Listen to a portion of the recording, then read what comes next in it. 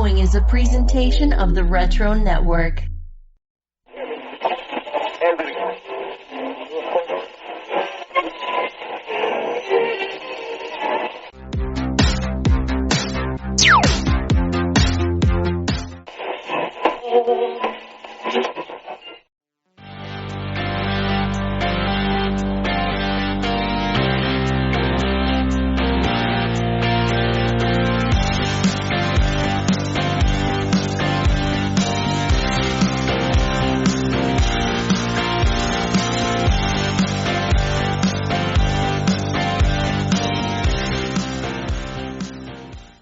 Hey there, podcast listeners. It's Chad from the Retro Resurgence podcast.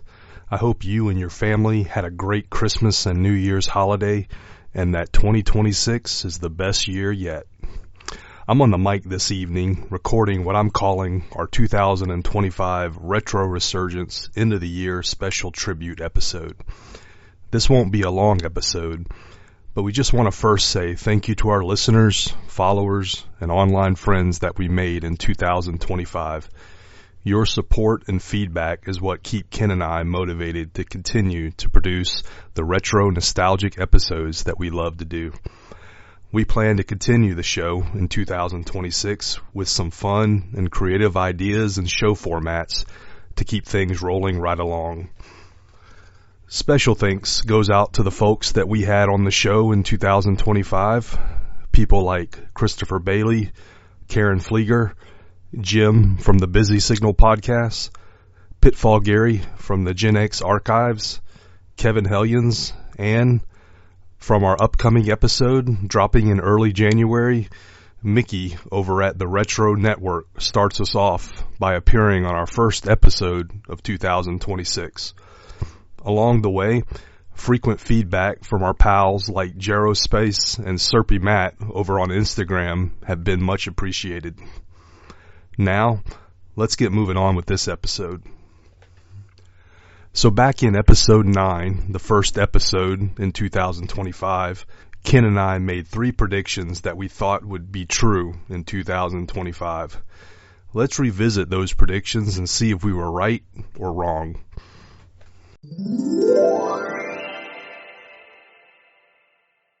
My first prediction of the 2025 is that Lorne Michaels, the executive producer, I think he's going to retire.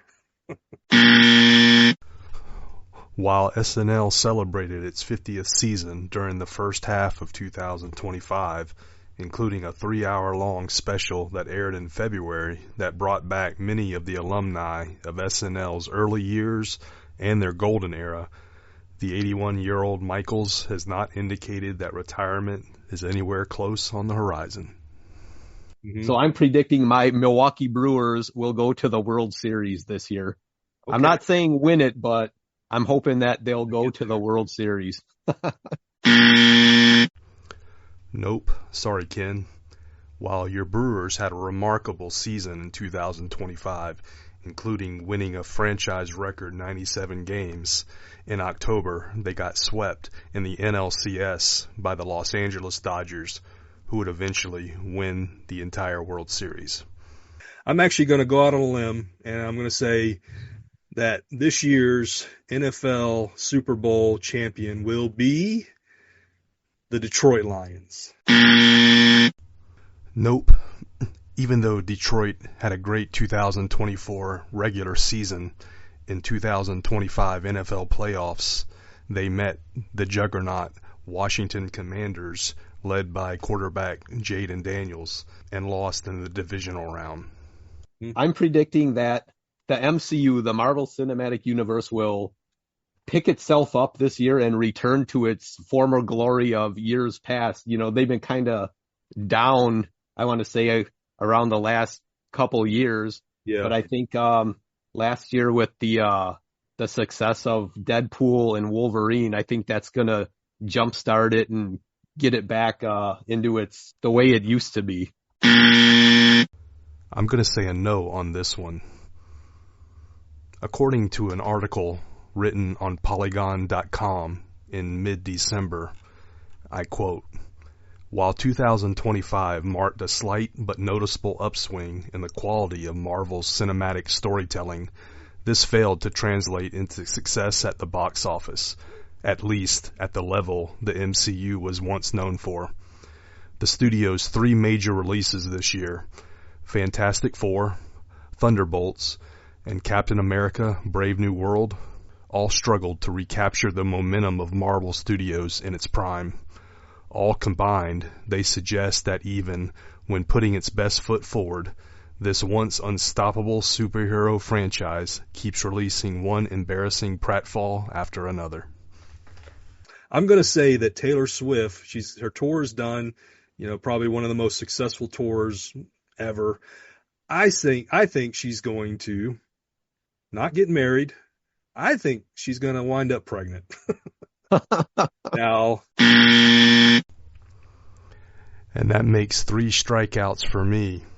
Taylor Swift did not get pregnant in 2025, although it was a big year for her because her and her NFL fiancé, Travis Kelce, did get engaged in August of 2025 and is reportedly getting married in June of 2026 at the luxurious Ocean House in Rhode Island. So maybe 2026, we'll see. And so I predicted this before the show even came on, and then he went into it saying that he's going to enter in the Royal Rumble next month. And I predict that John Cena will win his record-breaking 17th championship this year. Well, look at there. We finally got one right. Good job, Ken. Yes, John Cena did win his record-setting 17th world title at WrestleMania 41 in April 2025. Along the way, during his farewell tour that ended in December of 2025 at Saturday night's main event, where he lost to Gunther via submission in an emotional farewell that supposedly will wrap up his legendary wrestling career. Well, there you have it, folks. 1 out of 6, I guess, ain't so bad. Good job, Ken. Maybe we'll do 6 more predictions sometime in January on one of our early episodes. We'll see. But now, let's look back at some of the stars and icons that we lost in 2025. Before we changed our show format, Ken and I would do an In Memoriam segment, and in episode 9, the first episode of 2025, you can go back and listen to those shows, and you'll hear tributes for folks including Greg Gumbel, the legendary sportscaster, Bob Uecker, which hit close to home for my Milwaukee buddy Ken, John Irwin, the iconic American voice actor for He-Man in the classic 1980s He-Man and the Masters of the Universe cartoon, Jerry Eisenberg, a TV producer, animator, storyboard artist, and character designer, primarily known for his work at Hanna-Barbera, legendary movie actor Gene Hackman, heavyweight boxer Big George Foreman, actor Val Kilmer, game show host Wink Martindale, ECW hardcore wrestler Sabu, Cheers actor George Wendt, legendary Beach Boy frontman Brian Wilson, and in July we had a trio of stars who left us, and we had a special episode. We remembered actor Malcolm Jamal Warner, Black Sabbath frontman Ozzy Osbourne, and the immortal, the legendary Hulk Hogan, and finally actress Lonnie Anderson. We changed our format in September, so we no longer do an In Memoriam, but Ken and I wanted to remember 6 more folks who left us in 2025. So let's hand it on over to Ken and see the 3 folks that he chose to memorialize in our end of the year special tribute episode.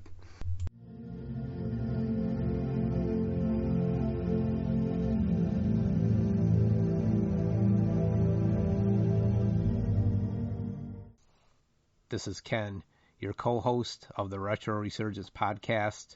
I hope you all had a great holiday, Christmas season. This is going to be my contribution to Chad and I's end of the year in Memoriam episode. And I'm going to come at you with 3 people who have passed away in 2025 that we didn't get a chance to get to in our previous shows. So I'm going to be talking about ex-NFL Commissioner Paul Tagliabue, and then I'm going to be talking about an artist who did a lot of movie posters and things like that. His name was Drew Struzan. And then I'm going to finally round out my part with lead guitarist and founding member of the all-time classic group Kiss, Ace Frehley. So first, let's get into Paul Tagliabue. He was born November 24th, 1940, died November 9th, 2025. After serving as a lawyer for the NFL, Tagliabue was selected by NFL owners to succeed Pete Rozelle as commissioner of the NFL in 1989, where he would continue as commissioner all the way up until 2006.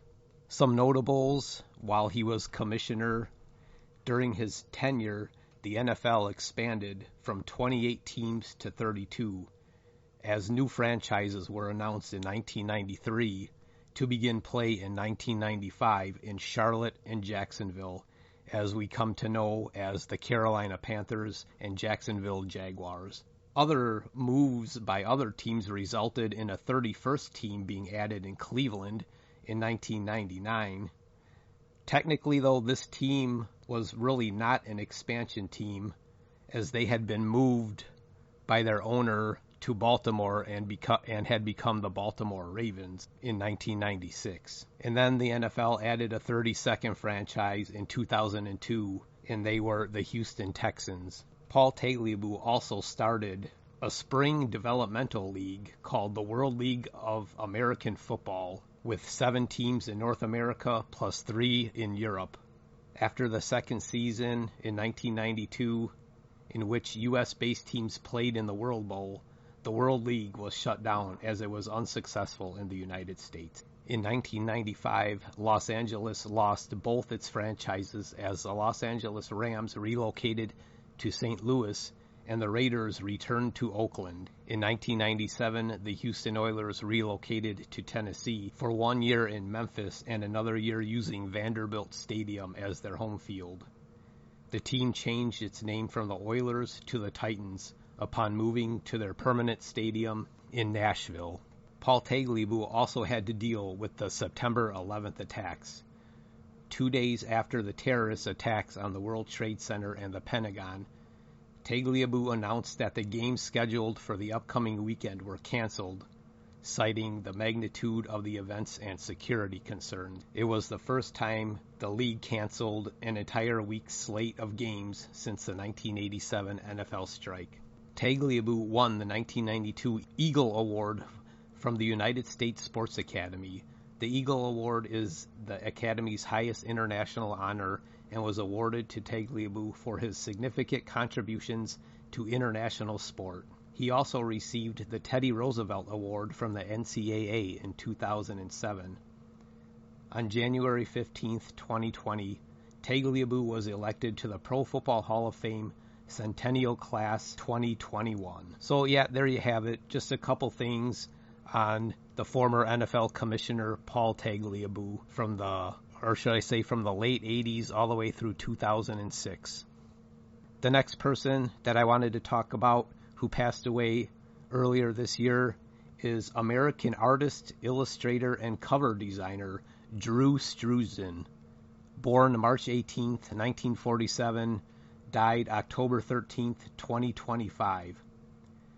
He was known for his more than 150 film posters, which include The Shawshank Redemption, Blade Runner, E.T., as well as films in the Indiana Jones, Back to the Future, Harry Potter, and Star Wars film series. He also painted album covers, collectibles, and book covers.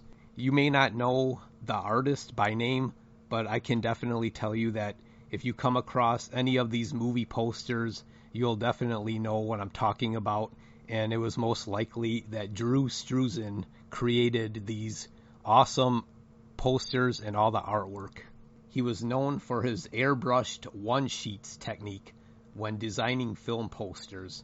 He began using this process early in his career when he designed posters for B-movies. His technique was well received by such film directors as Steven Spielberg and George Lucas, who were both frequent collaborators with Struzan.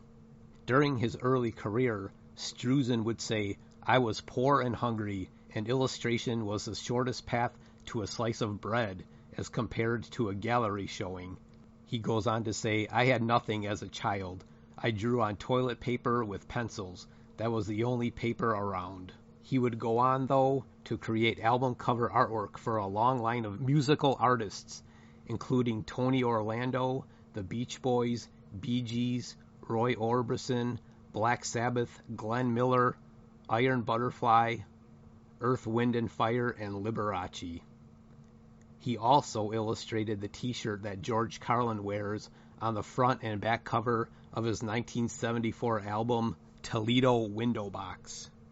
Some of the awards that Struzan would go on to receive would be the 2002 Saturn Award, the 2010 Inkpot Award, the 2014 Saul Bass Award, the 2015 Art Center College of Design Alumni Lifetime Achievement Award, the 2016 Sergio Award for Lifetime Achievement from the Comic Art Professional Society, and the 2020 Society of Illustrators Hall of Fame.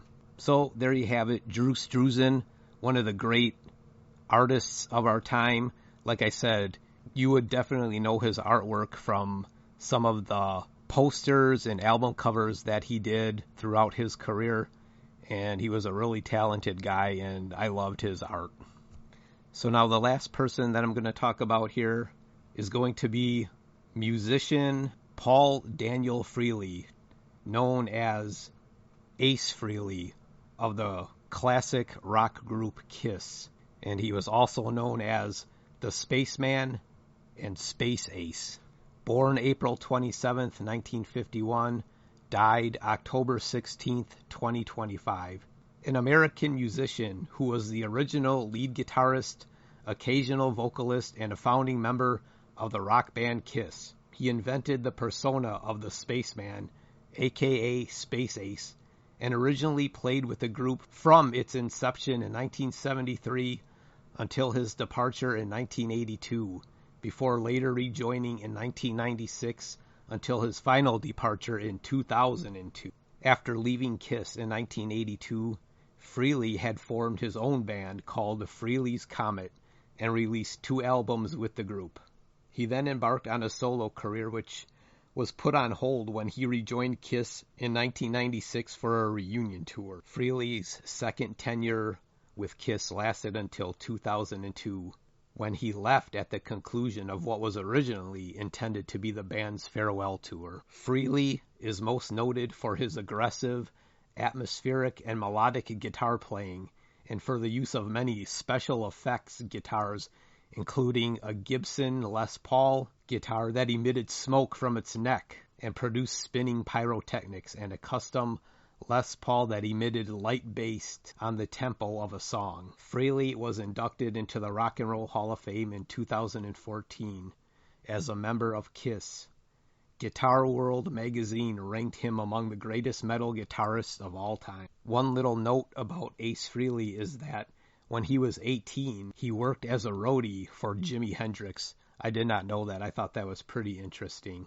After his reunion tour in 2002 with Kiss, he returned to his solo career from 2003 all the way up until his death in 2025. In 2006, Frehley performed Kiss's God of Thunder with Rob Zombie, Slash, Gilby Clarke, Scott Ian, and Tommy Lee at the VH1 Rock Honors in Las Vegas on May 25th, 2006. A 2-part documentary on the band titled Biography, Kisstory, was also announced and aired on A&E on both June 27th and 28th, 2021.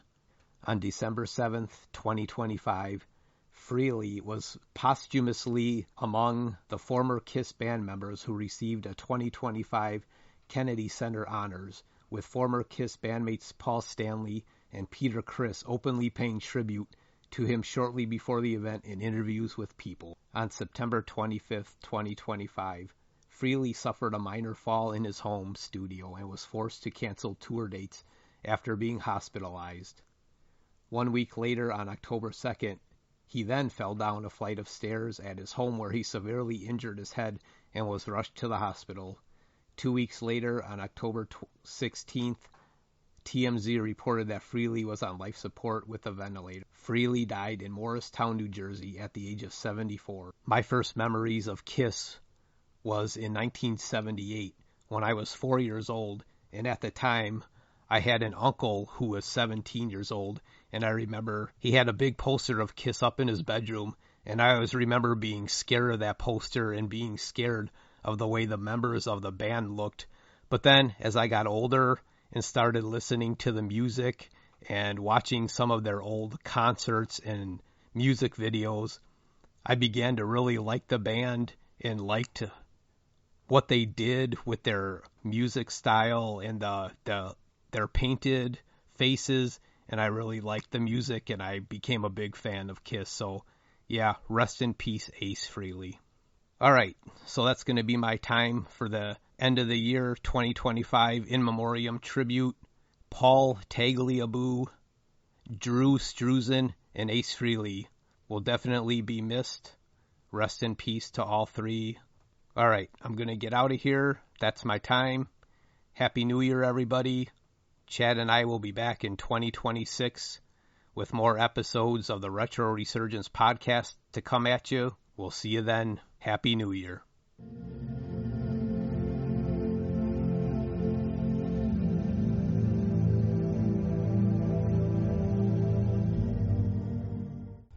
All right, Ken. Wonderful tributes there to those three individuals. Now, for my take, I'm going to choose for my first person that left us in 2025, actress Diane Keaton. Keaton died in October of 2025 due to complications from pneumonia. Her passing came as a shock to many. She always seemed so full of energy that really defined her career. She spent her final moments exactly how she lived: privacy, dignity, and the love of her children, Dexter and Duke. When you look back on Diane's life and times, you have to really start in the late 60s. She was an up-and-comer on Broadway. She received a Tony Award nomination for Best Featured Actress in a Play for her performance in Woody Allen's production of Play It Again, Sam, which was in 1968.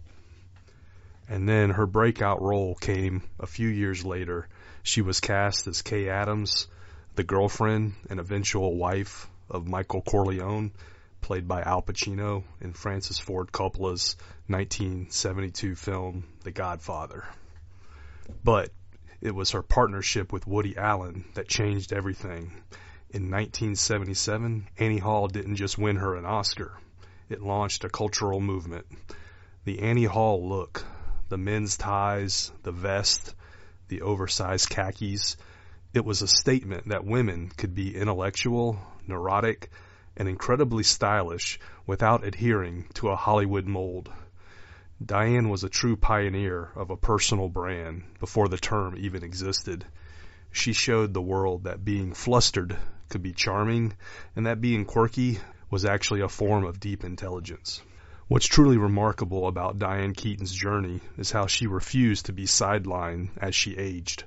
While Hollywood often stops calling actresses after the age of 50, Diane entered a second prime. She gave us the fierce independence of the First Wives Club and the vulnerability of Something's Gotta Give with Jack Nicholson, proving that romance and relevance don't have an expiration date. Off the screen, she was just as fascinating. She was a mother who started her parenting journey in her 50s, a visionary real estate flipper and a photographer. She was never married. She famously chose her own company and her deep friendships over a traditional domestic relationship. As her friend Bette Midler recently said, "What you saw was who she was, completely without guile." Diane Keaton once said, "Life is so much more interesting than what I ever imagined it would be." She made it more interesting for the world, too. She leaves behind a legacy of laughter, legendary hats, and a reminder that the best thing you can be in this world is unapologetically yourself. She had 2 children, Dexter, who was adopted and born in 1995, and also Duke, who was born in 2000, and Diane adopted him in 2001. Her best well-known films include Annie Hall, which was the crown jewel of her career. She played the titular title Annie, a role written specifically for her. She won an Oscar for Best Actress and again became a global fashion icon, and it's widely considered one of the greatest romantic comedies ever made. The Godfather and The Godfather Part 2. She plays Kay Adams, the wife of Michael Corleone, like I said. She also starred in 2003's Something's Gotta Give, which was a massive late career triumph for her. She played a successful playwright who finds romance in her 50s. She earned another Oscar nomination for that film and proved that older women could still dominate the box office as a romantic lead. She also had films such as Reds in 1981, The First Wives Club in 1996, a feminist cult classic where she teamed up with Bette Midler and Goldie Hawn. Father of the Bride, 1991, she teams with Steve Martin in a performance that was so natural that they became one of the most beloved on-screen couples of the 90s. So, we remember Diane Keaton in this episode. The next person I want to remember is legendary NBA player and coach Lenny Wilkens. He passed away in November of 2025 at his home in Medina, Washington at the age of 88. His career spanned nearly 9 decades of excellence in basketball. For basketball fans in the Pacific Northwest, Lenny wasn't just a former coach or a player. He was considered the godfather of Seattle basketball. Just this past summer, Seattle unveiled a statue of him, a permanent reminder of a man who gave his heart to the game and his community. He grew up in Brooklyn, where he grew up idolizing Jackie Robinson and honing a calm, patient style of play at Providence College. He entered the NBA in 1960. He wasn't the biggest guy on the court, but he was undoubtedly one of the smartest. Over a 15-year playing career, he moved from the St. Louis Hawks to the Seattle Supersonics. Also with stops at Cleveland and Portland, he became a 9-time NBA All-Star. He was a floor general in every sense of the word.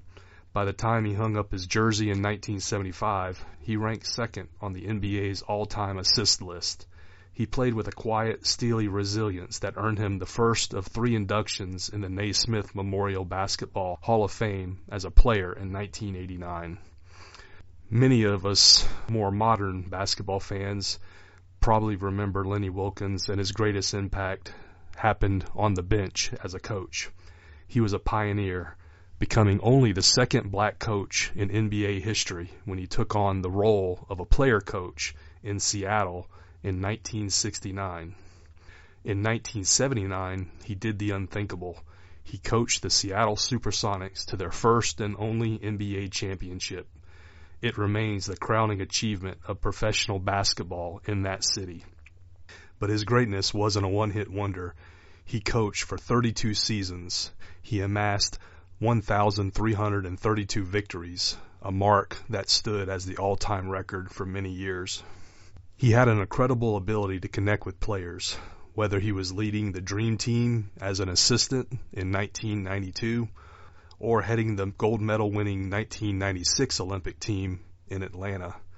It's why he is one of only a handful of people inducted into the Hall of Fame, both as a player and a coach. What truly defined Lenny Wilkens, though, wasn't just the trophy case. He founded the Lenny Wilkens Foundation, raising over $7.5 million for children's health care. He was a man who believed that celebrity was only useful if it helped give kids a fair shot at life. When the NBA celebrated its 75th anniversary, Lenny Wilkens was the only person to be named to both the list of the 75 greatest players and the 15 greatest coaches. That is the proof of his impact. He mastered the game from every angle. Rest in peace, Lenny Wilkens.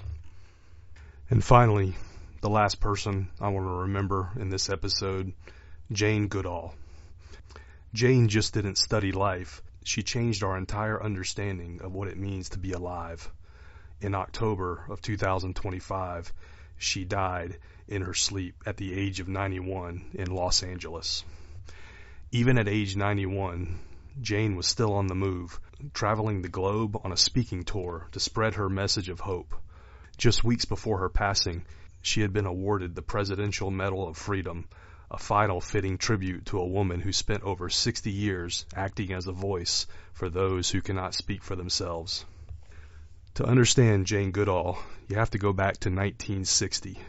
Imagine a 26-year-old woman with no scientific degree, armed with nothing but a pair of secondhand binoculars and a notebook, stepping into the Gombe Stream Game Reserve in Tanzania. The scientific establishment back then was skeptical, to say the least. But Jane had a secret weapon, patience. She sat in the rain, she climbed the peaks, and she waited. Eventually, the chimpanzees stopped running away. She did something that was heretical in science at the time. She gave them names instead of numbers. There was the patriarch David Greybeard, the high-ranking Flo, and the adventurous Frodo. By treating them as individuals, she observed something that shook the world. David Greybeard using a blade of grass to fish for termites. Before that moment, humans were defined as the only tool makers. Her mentor, Louis Leakey, famously telegraphed her, "Now we must redefine tool, redefine man, or accept chimpanzees as human." For 26 years, she lived her dream in the forests. But in 1986, her life shifted forever. At a conference in Chicago, she realized that the chimpanzees she loved and the forests that they called home were disappearing due to deforestation and the bushmeat trade. She walked into that conference a scientist, and she walked out as an activist. She famously said that she couldn't justify staying in her paradise while the world was burning. For the next 4 decades, she lived out of a suitcase, traveling 300 days a year. She founded the Jane Goodall Institute and her beloved Roots and Shoots program, which today empowers young people in over 100 countries to take action. She realized early on that you couldn't save the chimpanzees without helping the local people lift themselves out of poverty. She pioneered community-centered conservation, a model that is now the gold standard for environmental work worldwide. In her later years, she became more than a primatologist. She became a global icon of peace. As a UN messenger of peace, she spoke to the heads of state and school children with the same quiet, steely intensity. She often spoke about the 4 reasons for hope: the amazing human intellect, the resilience of nature, the power of young people, and the indomitable human spirit. She was a vegetarian and later a vegan who believed that every single individual makes an impact every single day. Her legacy isn't just in the data she collected at Gombe. It's in the millions of people who look at a forest or a dog or even a blade of grass and see a sentient connection that Jane helped us rediscover. Jane Goodall once said, "What you do makes a difference, and you have to decide what kind of difference you want to make." She made hers, certainly, and the world is greener and kinder because of it. Rest in peace, Jane Goodall. The forest is now a little quieter these days.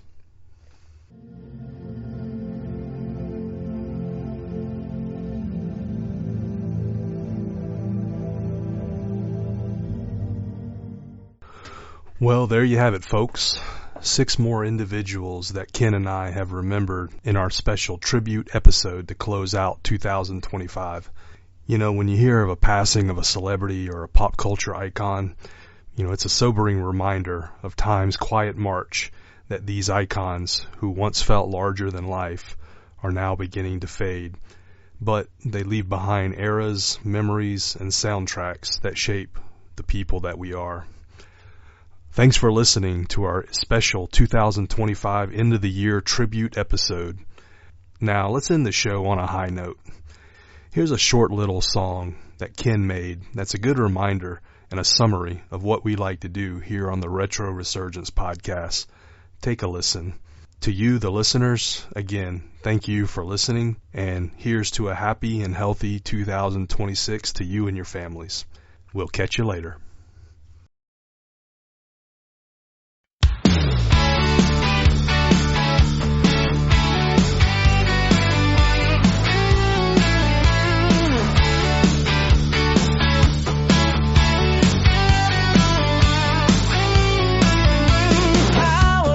Time machine, set the dial back slow to neon nights and Saturday mornings. Ready, here we go. Cassette tapes spinning, arcade lights flare. We're unlocking every memory you forgot was there. From 80s cartoons to 90s jams, the toys, the trends, the retro brands. Grab your snacks, it's time to share your favorite blast from the past affair. Welcome to the Retro Resurgence podcast, where the good times always come back fast. There's no need to fear, 'cause Chad and Ken will take you there. Back to the rad, the bold, the rare. Yeah, we're bringing retro everywhere. So hit rewind, relive the scene. Big screen dreams, and in between every episode's a retro ride. Your nostalgia guides right by your side. This is the Retro Resurgence podcast. Turn it up and let the memories last, 'cause Chad and Ken are taking you there to the retro world we all still share.